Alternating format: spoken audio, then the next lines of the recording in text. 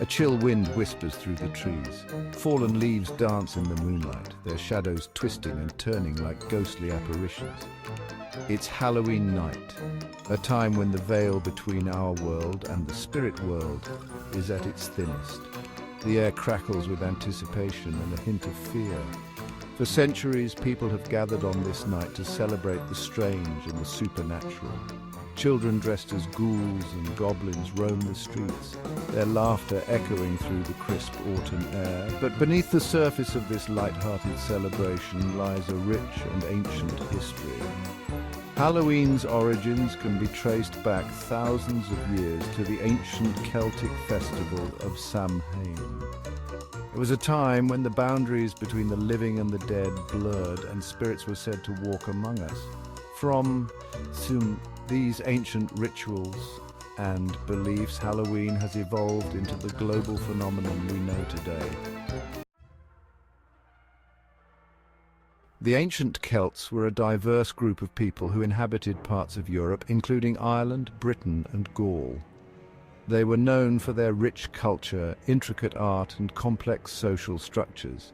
They were deeply connected to the natural world and its cycles, believing that every element of nature held spiritual significance. Their calendar revolved around the seasons, and they marked the passage of time with elaborate festivals that celebrated the earth's bounty and the changing of the seasons. One of the most important festivals in the Celtic calendar was Samhain, which marked the end of the harvest season and the beginning of winter. This festival was a pivotal time for the Celts, as it signified the transition from the light half of the year to the dark half. It was a time of both celebration and trepidation, as the Celts believed that the veil between the worlds of the living and the dead was at its thinnest. The Celts believed that on the eve of Samhain, the boundary between the living and the dead became porous, allowing spirits to cross over and interact with the living.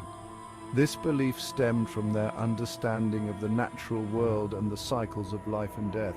As the days grew shorter and the nights longer, the Celts saw it as a time when darkness encroached upon the light, a period of introspection and reverence for the mysteries of life. It was a reminder of death's inevitability and the power of the unseen, a time to reflect on the past and prepare for the future. Samhain was a time to honor the dead, appease the spirits and seek guidance for the coming year. The Celts would light bonfires and perform rituals to protect themselves from malevolent spirits. It was a time of magic, mystery, and ancient rituals that would shape the Halloween we celebrate today, blending the old traditions with new customs to create a unique and enduring holiday. For the ancient Celts, Samhain was more than just a festival. It was a liminal time, a pause between the old year and the new. It marked the end of the harvest season and the beginning of winter, a time of darkness and cold. It was a moment when the veil between the worlds thinned, allowing spirits to pass freely between the realms of the living and the dead. This thinning of the veil was believed to create a bridge, a gateway that connected the two worlds. This belief in the permeability of the veil during Samhain imbued the festival with an atmosphere of both reverence and fear. The Celts would gather around large bonfires, performing rituals to honor their ancestors and to protect themselves from any malevolent spirits. The Celts believed that on this night, the spirits of the dead could return to the world of the living, seeking warmth, sustenance, or perhaps to settle unfinished business. These spirits were thought to roam the earth, visiting their former homes and loved ones. Families would set places at their tables for deceased loved ones, offering them a symbolic place in the festivities. This act of hospitality was meant to welcome the spirits and show respect for their presence. They also believed that not all spirits were benevolent. Some were mischievous, others were malevolent entities seeking to wreak havoc on the living. To protect themselves, people would disguise themselves in costumes, hoping to blend in with the spirits and avoid their wrath. To appease these potentially dangerous spirits, the Celts made offerings of food and drink, leaving them at crossroads or on the edges of their villages. These offerings were intended to placate the spirits and prevent them from causing harm. These offerings were seen as a way to appease the spirits and ensure a peaceful transition into the new year. By honoring the spirits and acknowledging their presence, the Celts hoped to secure their favor and protection for the coming year. Section 4. Bonfires, costumes, and the veil between worlds. One of the most striking aspects of Samhain was the lighting of huge bonfires.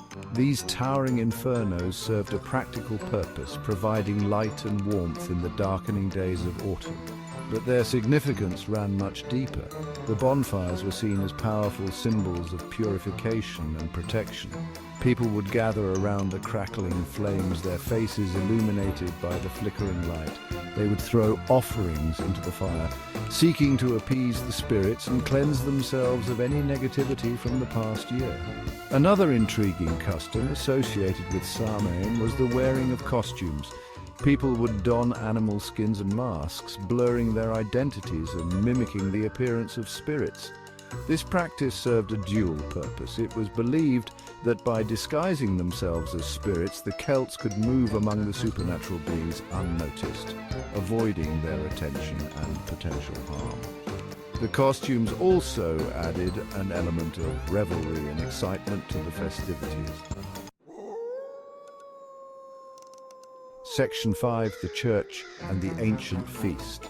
As Christianity spread throughout Europe, it encountered deeply ingrained pagan traditions like Samhain, a festival marking the end of the harvest season and the beginning of winter. Rather than attempting to abolish these ancient celebrations, the Church often chose to assimilate them into the Christian calendar, recognizing the importance of these traditions to the local populace. This strategy allowed for a smoother transition to the new faith while preserving elements of existing cultural practices, ensuring that the people felt a sense of continuity and connection to their past.